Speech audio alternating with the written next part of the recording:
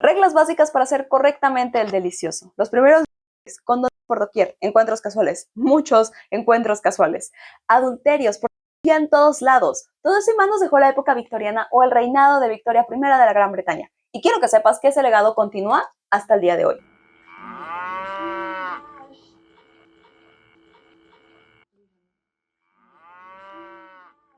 Si viste la miniatura te habrás dado cuenta que traigo tu suéter, pero la realidad es que me ganó el calor y entonces me cambié por algo más ligerito. Dicho esto, el reinado de Victoria I de la Gran Bretaña abarcó desde 1837 hasta 1901.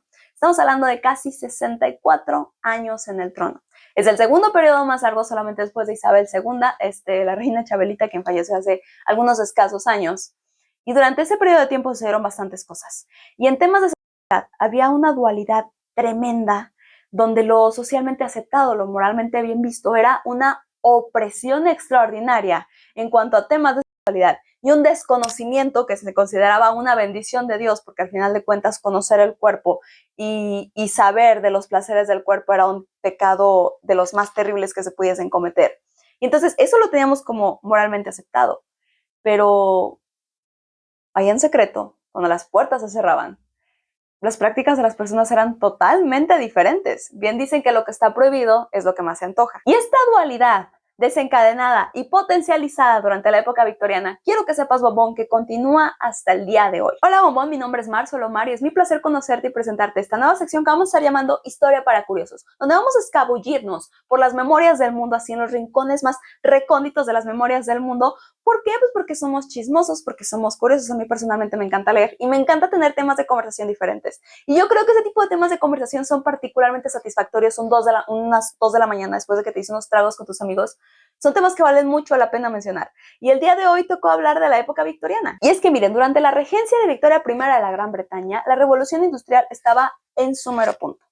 El Imperio Británico estaba en su pleno apogeo, por lo tanto estaban consolidando como una de las mayores potencias a nivel mundial, por lo que su influencia era grandísima no solamente en Europa, en todo el mundo. Y es que tengamos presente que durante la época victoriana, Inglaterra tenía colonias en prácticamente cada rincón de la tierra. Y miren, se los voy a leer para que no se me pase ninguna. Tenían colonias en la India, gran parte de África, como Egipto, Kenia, Nigeria, Sudáfrica, Australia, Nueva Zelanda y varias islas en el Caribe como Jamaica, las Islas Vírgenes Británicas, así como asentamientos en Asia, como en Hong Kong y Singapur.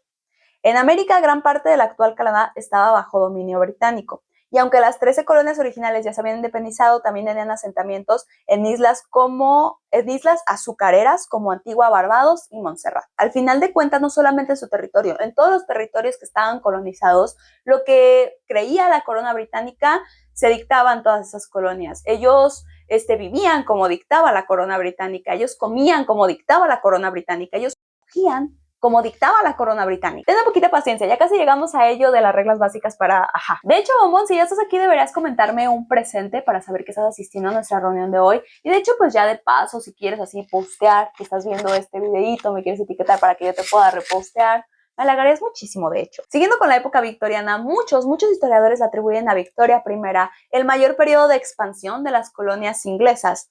Y si bien muchas de estas colonias al día de hoy ya se han independizado, la realidad es que muchas de las ideologías, muchas de las doctrinas y muchos de los pensamientos que prevalecieron o que surgieron en la época victoriana, pues continúan en esos territorios incluso ya independientes. Y sin duda, uno de los mayores legados que nos dejó esta época es lo que se le conoce como la doble moral victoriana, que es esta dualidad que les estaba contando al principio, donde socialmente hablando es de todo lo que tenga que ver con el sexo, es de lo más despreciable y pecaminoso del mundo, pero en la realidad, o sea, así de que la gente no quería hablar de eso, pero el pan de cada día de la sociedad eran las perversiones, era la pedofilia, eran los adulterios, eran los encuentros casuales, era el uso de los bueyes, la promiscuidad de muchas formas, vaya. Y fue una época bastante turbulenta en temas sociales, ya que los hombres constituían el dominio de la sociedad.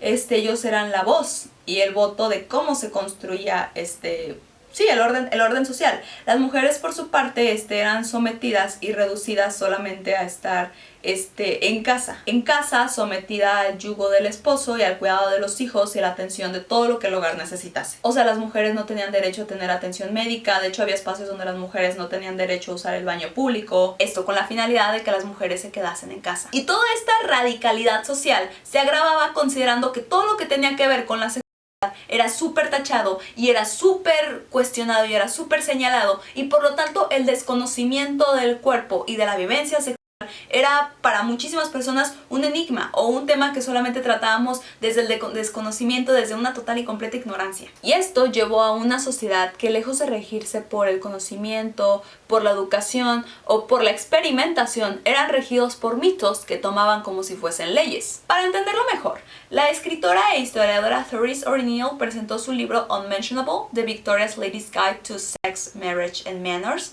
o en español, Lo Inmencionable, la guía victoriana para el sexo, el matrimonio y los modales, donde detalló los mitos más incómodos que surgían en torno a la sexualidad a lo largo de la época victoriana. Y vamos a comenzar con uno suavecito, o sea, para no meternos de lleno a cómo funcionaba la sexualidad en ese entonces, vamos a comenzar con algo suave. El sexo, sí o sí, siempre debía hacerse con amor. Esto, si lo pensamos un poco, puede resultar bastante curioso, considerando que era una época donde los matrimonios arreglados eran el pan de cada día.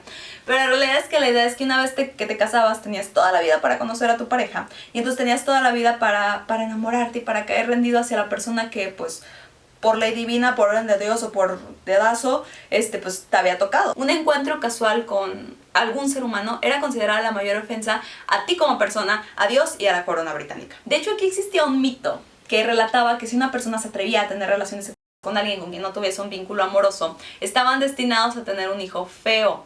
Esto es importante porque recordemos que la belleza servía como moneda de cambio y como parte de la posición o estatus social. A veces me pregunto si todas estas reglas en cuanto al sexo y el amor surgen del profundo amor que Victoria procesaba por su esposo, el príncipe Alberto, que de hecho ellos tienen una historia de amor y una historia bastante interesante, por si quieren que lo tengamos en otro video, me lo dejan en los comentarios. Y bueno, si tenías que esperar a estar profundamente enamorada y amar inmensamente a esa persona para poder tener una pues muchas personas podrían recurrir a la autosatisfacción, pero la realidad es que esa también estaba terminantemente prohibida en la época victoriana. En ese entonces la idea de tocarte, la idea de autosatisfacerse estaba totalmente señalada, y es que se le decía a las personas que si tú te tocabas podías quedar infértil, podías quedar loco. De hecho, a las mujeres se les hacía todavía mayor hincapié en este tema y se les decía que si se tocaban en tempranas edades, de hecho, también podían tener afectaciones en su desarrollo, en el desarrollo de sus órganos genitales, o afectaciones al momento de procrear un hijo. Sin embargo, durante esos mismos años existía una enfermedad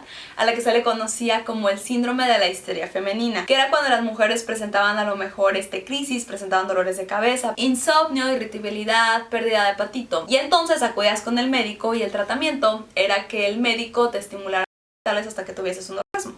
Y así liberábamos toda esa energía o tensión sexual que estaba reprimida, que estaba acumulada. Fue entonces cuando un médico británico llamado Joseph Montier Granville, en 1870, diseñó el primer vibrador electromecánico con forma fálica. Esto, pues, para empezar, era poco higiénico. Ahorita vamos a hablar de la higiene. Era poco práctico también, y de hecho el tamaño era bastante desproporcionado. Pero bueno, la realidad es que fue todo un éxito.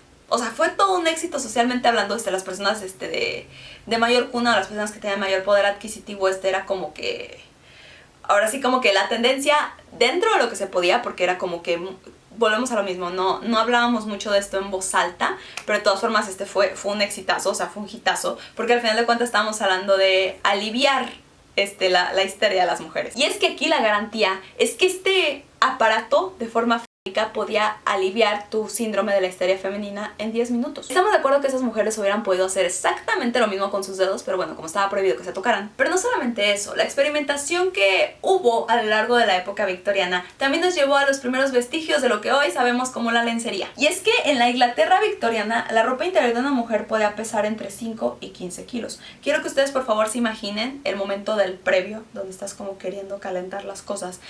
Imagínate el tiempo que te tomaba retirar 5 o 15 kilos de prendas. Yo creo que ya cuando terminaban de quitar las prendas ya hasta se habían cansado, ¿sabes? Pero bueno, ¿qué quieren que les diga? En la época también, por ejemplo, era bastante importante presentarse con una cintura ideal, entonces era como que súper necesario las capas y las capas aquí para hacer la formita de la cintura. Pero la realidad es que esas capas eran bastante incómodas, algunas mujeres hasta se desmayaban de que tenían dificultad para respirar. Pero dentro, de nuevo, de la doble moral victoriana, las mujeres, si bien estaban cumpliendo con sus cantidades impresionantes de ropa, algunas lo que comenzaron a hacer es que si ya tenían capas y capas, comenzaban a decorarla con encajes. para darle como que mayor diversión, como para darle mayor personalidad, y así incluso sentirse más sensuales debajo de todas las capas que había en la ropa. Y entonces se dieron cuenta que eso tenía efecto sobre las parejas a la hora de... Ustedes me entienden. Y así comenzaron a experimentar más y más en este arte de estar decorando la ropa interior. Y esta misma experimentación también desencadenó una de las olas más grandes de que hubo en Inglaterra, de hecho. Se me salió el gallo, ¿verdad? Pero bueno. Y es que a pesar de la gran represión que sucedió en la época y también de Jack el Destripador, que también lo podemos dejar para otro video si ustedes así lo quieren, la realidad es que la prostitución estaba a la orden del día. Muchísimas mujeres, principalmente mujeres que no venían de la alta cuna, tenían que recurrir a la prostitución para sacar adelante ya sea sus vidas, las de sus familiares o las de hijos algunas. Y quiero que sepan que estas mujeres podían ser detenidas por la policía y ser tocadas indebidamente en función de detectar si tenían alguna enfermedad de transmisión sexual, porque en la época victoriana había un tema tremendo con las pestes. Y había un estigma enorme en cuanto a las mujeres. Se les decía las desheredadas, las desdichadas, las hijas del Averno. Eran mujeres bastante señaladas, pero también al mismo tiempo los burdeles estaban siempre llenos. Y en esos mismos burdeles sucedieron también los primeros condones o los primer uso de lo que sería un preservativo, que se fabricaba de tripas o vejigas de animales, principalmente el cordero o el cerdo. Y de hecho, como les estoy contando que en la época victoriana había demasiadas pestes y había demasiadas enfermedades, principalmente por temas de la higiene. Ahorita vamos a llegar de lleno a la higiene. Pero entonces había demasiadas pestes, había demasiadas infecciones y por lo tanto comenzaron a utilizar estas tripas o estas vísceras o estas vejigas en función de proteger el miembro masculino y no contraer algún tipo de infección o algún tipo de peste. De ahí posteriormente se dieron cuenta de que también podía ayudar a prevenir un embarazo y pues bueno, no se dieron cuenta de que premio doble. Y si bien había muchos hombres que lo usaban, también había muchos otros que no los usaban y el uso del condón no podían determinarlo las mujeres en los burdeles, solamente podía decidirlo el hombre. Es uno de los métodos anticonceptivos que se tiene gran documentación. De hecho, uno de los métodos anticonceptivos que también se tiene bastante documentación es que en la época victoriana había formas de prevenir el embarazo, bastante curiosas. Por ejemplo, las mujeres después de tener un encuentro sexual se ponían a bailar o montaban a caballo por por algún fragmento de tierra que estuviese como irregular en función de que estos movimientos sacasen el elixir de la vida de los hombres y así prevenir el embarazo. O sea, la idea era sacudir al cuerpo de alguna manera. Y esta creencia es bastante parecida a la de la época medieval, donde se le decía a las mujeres que si querías prevenir un embarazo tenías que, después del encuentro sexual, tenías que dar 7 brincos hacia atrás. Y eso te podía ayudar a que, ¿sabes? No, el elixir de la vida de los hombres saliese y así se previniese el embarazo. Ay, de hecho en esa época era súper importante que los encuentros sexuales solo sucediesen en la cama, que era como que el hecho de Dios, el hecho que honraba a la corona británica. Y se le decía a las personas que solamente en la cama, porque si no también podían tener hijos feos. O que si, por ejemplo, tener relaciones sexuales en la escalera, los niños les podían salir torcidos. O que el niño o la criatura se iba a parecer más a la persona que haya tenido el orgasmo más intenso durante la relación. Y aquí tengamos claro una cosa, la esperanza siempre era que la criatura se pareciese al padre y que conservara el legado y el linaje de la figura o ahora sí que el apellido del padre. Aparte porque, detalle extra, no estaba tan señalado que el hombre disfrutara del sexo como una mujer, o sea, siempre estaba peor visto si la mujer lo disfrutaba. Que igual los hombres no era como que lo pudiesen gozar porque se hacía mucho hincapié en la época, en la época victoriana, se hacía demasiado hincapié en que las relaciones única y exclusivamente eran con fines reproductivos. Eso de pasarla bien, no, o sea, si tú la estabas pasando bien, la estabas haciendo mal. No funcionaba para eso. Entonces, ni hombres ni mujeres tenían como que esa libertad de decir como, siéntelo bien. No, o sea, totalmente se trataba de fines reproductivos. Y esta creencia de que la persona que la criatura se iba a parecer al progenitor que lo había disfrutado más, también era como para poner en evidencia a la gente de que, ¿viste que la niña se parecía a la mujer? Imagínate, lo estaba disfrutando. Imagínate este nivel de pecaminosa que lo estaba gozando. Detalles como esos. Y por eso mismo, para prevenir la vergüenza en las mujeres, surgieron las reglas básicas para hacer correctamente el delicioso, que era tumbarse, cerrar los ojos, pensar en Inglaterra. Tumbarse, cerrar los ojos, pensar en Inglaterra. Estas reglas, o sea, la única charla que tú ibas a tener sobre sexualidad con tus padres, de madre a hija, iba a ser que lo único que tú tenías que hacer, o sea, no tenías que pensarlo más, lo único que tú tenías que hacer era tumbarte, ¿sabes? Porque la cama, el lecho de Dios que honraba la corona británica, tumbarte en la cama, cerrar tus ojitos, pensar en Inglaterra. ¿Por qué en Inglaterra? Porque al final de cuentas, como las relaciones solo eran con fines reproductivos, lo importante era que tú le dieras más hijos a la Gran Bretaña, ¿sabes? A los hombres, por su parte, cuando tenían la charla con su papá sobre qué era lo que tenían que hacer, era como de, tú nomás encuentras el hoyito, introdúcele ahí y ahí saca el elixir de la vida. Era súper importante que el elixir de la vida, o sea, cayera totalmente ahí, porque al final de cuentas del elixir de la vida sale la vida y así cumplías el objetivo de las relaciones, que eran los fines reproductivos, darle hijos a la Gran Bretaña. Óyeme, si ya llegaste hasta este punto del video y todavía no te suscribes, yo digo que ya es hora de que te suscribas. O sea, ya es tiempo, ya llegó el momento, yo digo que ya te suscribas. Y ahora sí, hablemos de la higiene. La higiene, que lo sepas o no, vamos, la higiene era cosa de ricos. O sea, no toda la gente tenía acceso a la higiene. La realidad es que en la época victoriana, como les decía ahorita, era de las épocas donde hubo más pestes y donde hubo bastantes infecciones. Les digo de nuevo, y de ahí surgió lo del uso de los condones. Y es que la higiene era malísima. O sea, pocas personas tenían acceso a una bañera decente. Y los baños eran con ropa y los suministros tenían que ser limitados porque un uso excesivo del jabón se creía que podías afectar tus órganos reproductivos. Y para las mujeres la cosa todavía estaba tremenda porque imagínate, o sea, con los improvisados te introducían vísceras de animales ahí adentro. Y también utilizaban los trapos menstruales, que era una tela que solamente te colocabas ahí en la entrepierna y hasta que se te terminara la regla. O sea, nada de que, porque de nuevo, como había un acceso muy limitado al agua, pues no era como de que ay, ya pasaron unas horas, déjame lo quito y lo... No existía esa posibilidad. Entonces me lo ponía y hasta que se terminara. Imagínense las horas de acumulación de menstruación en esos trapos ahí. No. Y de hecho aquí también para las mujeres había otro tema, como era bastante vergonzosa la idea de que la gente se enterase de que estabas menstruando. Entonces las mujeres utilizaban su cabello como para tapar la parte de atrás de sus pompis porque el cabello no se cortaba, era símbolo de belleza. Entonces utilizaban para tapar sus pompis para así disimular que llevasen el trapo menstrual, o que si a lo mejor pues el trapo ya no ajustaba, si tenías el flujo más abundante, si se les manchaban las telas, ¿sabes? Utilizaban el cabello para taparse. Otro de los mitos que se difundió muchísimo en la época victoriana es que la menstruación era castigo para las mujeres y también era un proceso de limpiar las impurezas de ser mujer, porque al final de cuentas las mujeres eran como esa cosa muy cercana al diablo. Aunque claro, aquí también podríamos hablar de las diferencias de clases, porque mientras una mujer adinerada podía quedarse en casa esperando, tenía la posibilidad de tener más de un trapo menstrual y tenía la posibilidad de acceso a las bañeras y de personas que le ayudasen a limpiar lo que sea que estuviese sucediendo ahí entre sus piernas. Las mujeres pobres seguían saliendo a trabajar, las mujeres de menos recursos seguían saliendo a trabajar, salían aguantando los dolores o aguantando la incomodidad o aguantando el escrutinio. Quería hacer ese paréntesis que también es importante, no era la vivencia lo mismo para una mujer adinerada, para una mujer de bajos recursos. Pero vamos a seguir con la cabellera porque hay un dato bastante interesante con la cabellera. Y es que el cabello era utilizado como símbolo enorme de la feminidad y de la capacidad fértil de la mujer y de su capacidad para procrear. Y entonces, de hecho, la pornografía... En ese entonces, quiero que sepan una cosa, Inglaterra no le pedía nada a Francia en temas de pornografía. O sea, la gente estaba tan reprimida que buscaba cualquier forma de tener un poco de acceso a la vivencia sexual. Y entonces la pornografía, el uso de los burdeles se volvió una total locura. El adulterio, los encuentros casuales, o sea, si bien estaban señalados, la realidad es que, volvemos, era el pan de cada día en la sociedad.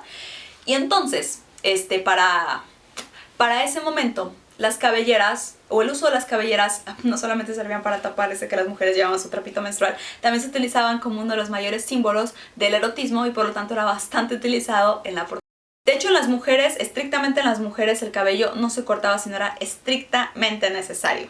Y las mujeres casadas tampoco se cortaban el cabello, pero ya lo utilizaban de formas más recogidas porque al final de cuentas pues ya no necesitabas atraer a un prospecto porque pues tú ya tenías a tu marido. Ahí saben también qué sucedió, la traducción del Kama Sutra. Miren, eso sí se los voy a leer porque quiero ser como lo más... Aquí fue Sir Richard Francis Burton. Escandalizó a toda la gente a su alrededor porque tradujo al inglés el Kama Sutra y las 1001 noches. En este momento, o sea, cuando tú te portabas mal, casi te pegaban con la Biblia. Entonces, que llegara un hombre a querer traducir el libro del amor, y volvemos a lo mismo, la sociedad era como de, ¡ew! ¡Qué feo! ¡Qué terrible! Pero por lo bajito era como de, ¿dónde lo podemos conseguir? ¿Sabes? Y así funcionaba. Así era la dualidad de la época victoriana, que si lo pensamos, hasta el día de hoy sigue prevaleciendo. Porque si de verdad si lo piensan, piénsenlo por favor un poquito. No han cambiado mucho las cosas. no han cambiado mucho las cosas. O sea, sigue habiendo personas que quieren hablar de la libertad en lo que en realidad es un libertinaje, y sigue habiendo personas que quieren hablar de la contención de lo que es más una opresión. O sea, sigue existiendo esta dualidad donde la radicalidad lo único que hace es perjudicar la vivencia sexual de la sociedad en general. Y también podríamos debatir sobre eso a las 2 de la mañana luego de unos tragos, ¿sabes? O sea, sí podría aventarme un debate sobre esto hasta el amanecer. Igual en esta ocasión la vamos a dejar hasta aquí. Espero este video te haya gustado, que de alguna manera hayas podido aprender algo, que te haya servido de alguna manera. Yo sí creo que puedes sacar un tema de conversación de esto, ¿sabes? Quiero agradecerte, Momo, por haberme acompañado hasta este punto del video. Si te gustó, si aprendiste algo, si te atrapó de alguna manera, te lo recuerdo, por favor, suscríbete, deja un comentario, deja un like, chécate la cajita de descripción porque te voy a dejar los links de mis otras redes sociales, que también sería de muchísima ayuda si me pudieras seguir por allá. Te recuerdo, mi nombre es Mar, solo Mar, y qué gozadera haber compartido este tiempo, este espacio. Gracias, bombón, te veo en el siguiente video.